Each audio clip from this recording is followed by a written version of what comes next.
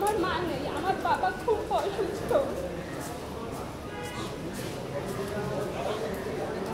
25/5/2022 আমাকে এবং আমার বাইককে চাকরি দেওয়ার কথা বলে প্রতারক চক্র 7,17,000 টাকা নিচ্ছে।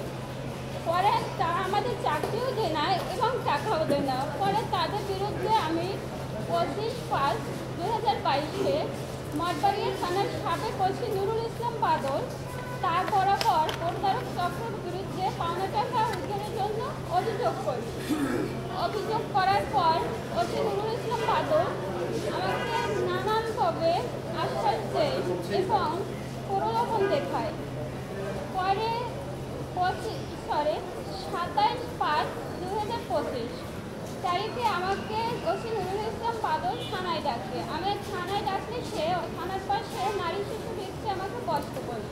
আমি ওখানে গিয়ে বসি। বসার পর সে আমাকে ওখানে গিয়ে আমার সাথে খুব খারাপ আচরণ করে, আমার গায়ে হাত দিয়ে আমাকে ধর্ষণের চেষ্টা করে।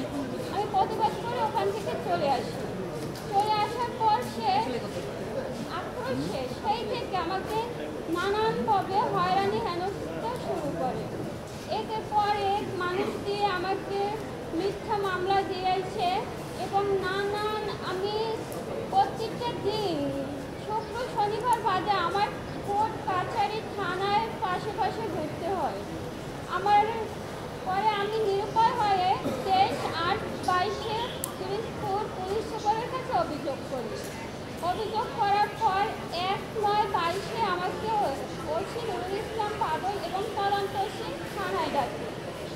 মীমাংস কথা বলে প্রতারকদের বিরুদ্ধে। পরে আমি এবং আমার খালা যাই। ওসি নুরুল ইসলাম বাদল দর্শনের চেষ্টা করার পর থেকে আমি থানায় কখনো একা যাইনি। এক একজন আমার ফ্যামিলি বা আমার আত্মীয় স্বজনকে নিয়ে থানায় যেতাম।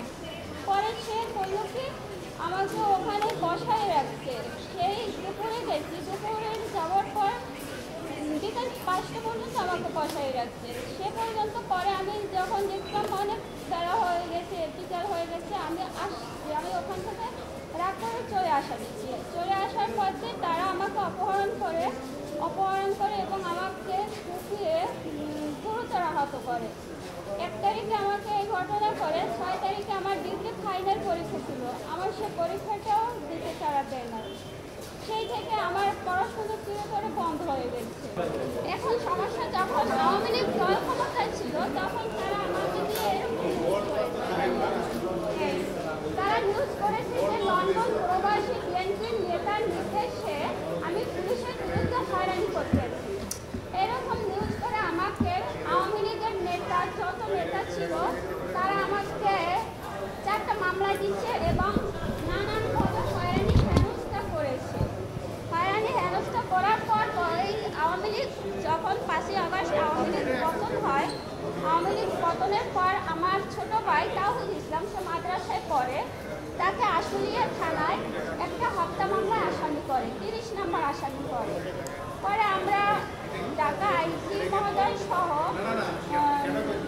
বিভিন্ন প্রশাসনের কাছে অভিযোগ করি এবং আমার ভাই যে ওখানে ছিল না তারা মিথ্যা মামলা দিয়েছে, এটা আমাদের কাছে যত ডকুমেন্ট ছিল ওইগুলো আমরা সেখানে জমা দিই।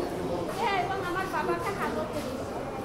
আমাদের কাছে টাকা চাইছিল, টাকা না দেওয়ায় তারা মিথ্যা একটা মামলা, যেহেতু এটার নামীয় আসামি আমরা না, যে পার্টি সে বলছে না আমরা আপনাদের মামলায় আসামি করি না, আমাদের মিথ্যা মামলা দিয়া আবুল কালাম আজাদ বিস্ফোরক মামলা হয়ে যায়। হ্যাঁ, যখন আওয়ামী লীগ সরকার পাওয়ারে ছিল, হ্যাঁ আমি বলছি, যখন আওয়ামী লীগ সরকার পাওয়ারে ছিল তখন আমাদেরকে বিএনপির অন্তর্ভুক্ত করে আমাদেরকে কেস মামলা মারপিট যত ধরনের আছে অন্যায় অত্যাচার করছে। এরকম হামলা মামলা করার পর যখন আওয়ামী লীগ সরকারের পতন হওয়ার পর তারা আমাদেরকে আওয়ামী লীগের দলভুক্ত করে আমাদেরকে আবার মামলা হামলা তারা করতে আসে, যত ধরনের হয়রানি আছে তারা ছেড়ে দিচ্ছে না। আমাদের দাবি, ও একটা স্টুডেন্ট, ওর পড়াশোনা বন্ধ হয়ে গেছে এই সমস্যার জন্য। ইভেন মিথ্যা মামলায় একটা মেয়ে মানুষকে 1 মাস হাজত খাটাইছে। যে আসামি মানে হাজত ছিল ও আসামি কিন্তু তার কেসের এজাহারভুক্ত আসামি না। আর যে মামলাগুলো হয়েছে আমরা কিন্তু আওয়ামী লীগের কোনো পদ বা পদবিতে নেই। আমি বিএনপি, আমি 10 নম্বর যখন আন্দোলন হয়েছে আমি আমাদের ছাত্র ভাইদের সাথে ছিলাম। এখন চাচ্ছি আমরা ন্যায় বিচার চাচ্ছি। আমার বাবা মুরব্বী মানুষ একা এখন যে বাড়ি থাকে মনে হয় এমন তারা করতেছে যে আমার বাবা মনে হয় আমাদের বাড়িতেও মারা যেতে পারবে না।